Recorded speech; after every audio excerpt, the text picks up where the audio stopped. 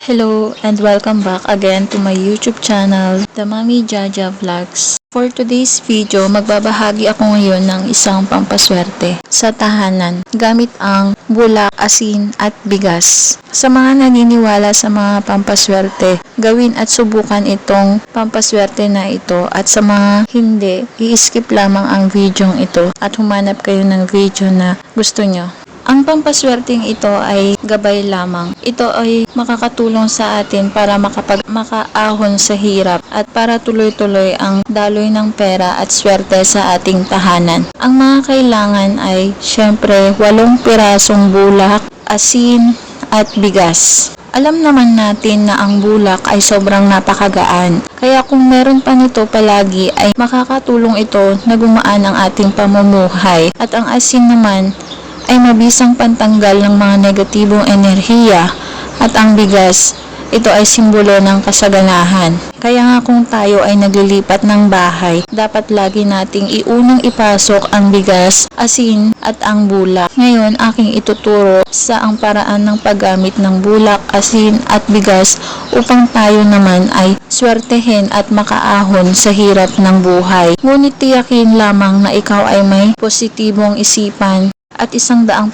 ang tiwala mo dito. Tanggalin ang mga galit at sama ng loob. Dapat good vibes and positive kang tao. At gagawin itong pampaswerte na ito tuwing Martes o kaya ay Biyernes sa umaga ng 6:30 AM hanggang alas 8 ng umaga na nakaharap sa silangan. Kumuha lamang ng 1 kutsarang bigas, 1 kutsarang rock salt at 8 piraso ng cotton balls. Ilagay ang mga ito sa isang pulang pouch o kaya ay pulang tela. Ang una mong ilalagay sa pulang pouch ay ang asin. 1 kutsarang asin, sunod ang bigas, 1 kutsara, at saka mo naman ilalagay ng paisa-isa ang bulak o cotton balls. Kung tela ang iyong gamit ay tahiin mo ito upang hindi matapon ang ating mga sangkap. Pagkatapos ay humarap ka sa silangan. Humiling ka ng mga iyong kahilingan na maiahon sa hirap, tuloy-tuloy ang daloy ng swerte at pera, hindi maubusan ng pera, makabayad ng mga pagkakautang. Lahat na ng mga gusto mong i-wish ay ihiling mo na dito sa pampaswerte na ating ginagawa. Humiling sa pamamagitan ay tulungan kang mas mabuti at gagaan ang takbo ng iyong pamumuhay, hindi lamang sa iyo kundi sa buong pamilya. Pagkatapos ay hayaan itong masinagan ng araw sa loob ng 30 minutes. Pagkalipas naman ng 30 minutes, kuhanin mo na ito at ilagay sa wealth area ng inyong bahay. Maaaring isabit doon. Pwede mo din itong ilagay sa inyong front door. Isabit doon. Pwede ka ring maglagay nito sa inyong altar. Ilagay lamang ang mga sangkap sa malinis na garapon. Ang mga pampaswerteng ito ay gabay lamang. Nasa ating kamay pa rin ang ating pag-unlad. Hindi dahil gumawa tayo ng pampaswerte ay